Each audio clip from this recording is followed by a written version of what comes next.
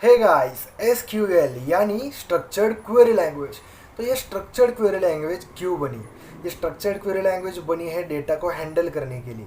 Data पे हमें बहुत सारे ऑपरेशंस करने पड़ते हैं, अपडेट, डिलीट, इंसर्ट, ऐसे।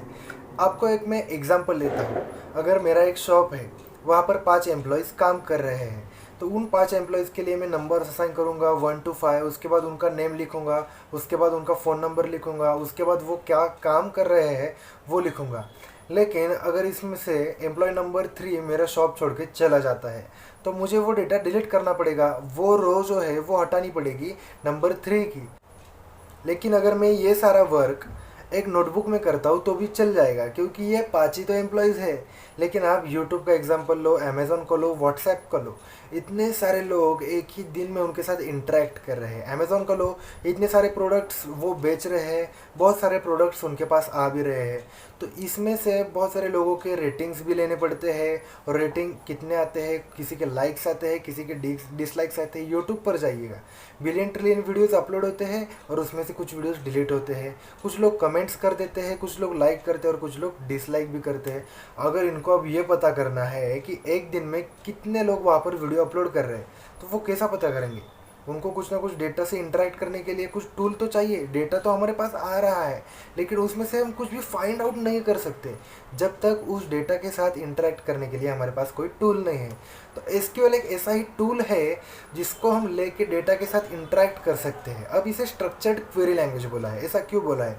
स्ट्रक्चर्ड मतलब इसमें बहुत सारे स्ट्रक्चर आ जाते हैं, जिसका यूज़ करके आप डेटा के साथ एक इफ़ेक्टिव कम्युनिकेशन कर सकते हैं, और आपको जो भी इंफॉर्मेशन चाहिए या जो भी ऑपरेशन आप उस डेटा पे परफॉर्म करना चाहते हो वो आप कर सकते हो। अब इसमें जो भी कमांड्स होते हैं ना, वो बहुत ही ईजी होते हैं। वो इंग्लिश में होते हैं, वो इंग्लिश लैंग्वेज में ही डालने होते हैं। और जैसे कि अगर मुझे कुछ इंसर्ट करना है तो इंसर्ट इनटू कॉलम करूँगा तो वो कॉलम में आ जाएगा। अगर मुझे नया टेबल क्रिएट करना है तो मैं बोलूँगा क्रिएट टेबल, उसके बाद टेबल का नेम, तो टेबल क्रिएट हो जाएगा। ये इतना आसान है। तो ये एसक्यूएल सीखने के लिए आपको ज़्यादा दिन नहीं लगते हैं, 1-2 मंथ में ये सीख के हो सकती है। और इसके बाद आप पीएल एसक्यूएल सीख सकते हैं, या आप ओरेकल का डेटाबेस है वो सीख सकते हैं, जो कि एक अच्छा डेटाबेस है, और डेटाबेस के साथ इंटरेक्ट करने के लिए उन्होंने अपनी लैंग्वेज भी बनाई है। तो ये सारी चीज़ आप सीख सकते हो अगर आप एसक्यूएल सीखते हो। एसक्यूएल ही क्यों? क्योंकि एसक्यूएल ईजी तो है लेकिन एक इफ़ेक्टिव है, क्योंकि बहुत सारे जॉब एसक्यूएल पे अब मिल रहे हैं और मिलते भी रहेंगे, क्योंकि एसक्यूएल एक इफ़ेक्टिव लैंग्वेज है, एक इफ़ेक्टिव टूल है।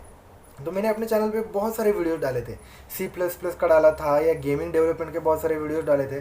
तो एक बार वो वीडियोस भी चेक कीजिए, उससे आपको बहुत सारा आइडिया आ जाएगा कि किस तरह से ये सब आईटी के जॉब्स होते हैं, उनका करियर कैसे होता है, और आपको क्या चूज़ करना चाहिए। क्योंकि बहुत बार हमें आइडिया नहीं होता है, लेकिन अगर हम 2-3 वीडियोज़ देख भी लेते हैं तो उससे हमें बहुत सारा आइडिया आ सकता है।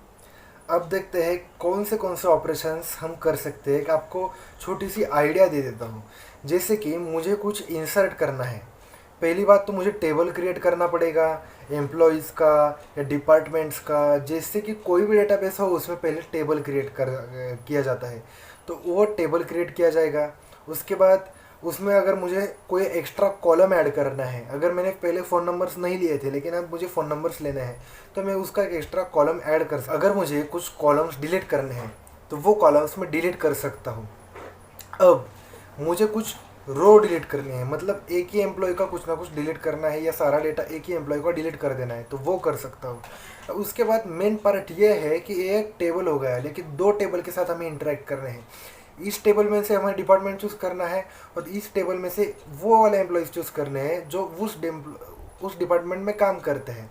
तो मैं वो भी कर सकता हूँ। तो उसके लिए मैं यूनियन लगा सकता हूँ, इंटरसेक्शन लगा सकता हूँ। तो वहाँ पर बहुत सारे जॉइंट्स भी दिए हैं एसक्यूएल में, वो अगर आप देखते हैं तो आपको पता चल जाएगा।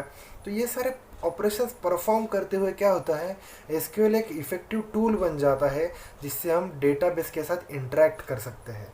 अगर आप कोडिंग नहीं करना चाहते, बहुत सारे लोग होते हैं उन्हें कोडिंग हार्ड जाता है, लेकिन उन्हें डेटाबेस इजी हो सकता है, क्योंकि डेटाबेस में ज़्यादा से ज़्यादा लॉजिकल बातें होती है, ज़्यादा हमें नहीं करना पड़ता है। जैसे कि एक बात आ गई, टेबल क्रिएट हो गया, उसमें कुछ इंसर्ट किया, डिलीट किया, मैच किया, ऐसा ही सब कुछ चलता रहता है। अगर आपको कोडिंग हार्ड जाती है तो एसक्यूएल सीखिए, एक बार एसक्यूएल करके तो देखिए प्रैक्टिस, आपको कैसा लगता है। ऑनलाइन बहुत सारे कंपाइलर्स हैं जिसमें आप एसक्यूएल को लिख सकते हो, उसको कंपाइल करके देख सकते हो। तो वो एक बार प्रैक्टिस कीजिएगा, सिंपल से सिंपल कमांड्स लीजिए, क्रिएट टेबल कीजिए, उसके बाद वो टेबल देखिए, उसमें कुछ डिलीट कीजिए, इंसर्ट कीजिए, तो इससे आपको एक अंदाज़ा आ जाएगा ये लैंग्वेज कितनी ईजी है। मिलते हैं नेक्स्ट वीडियो में, तब तक के लिए गुड बाय।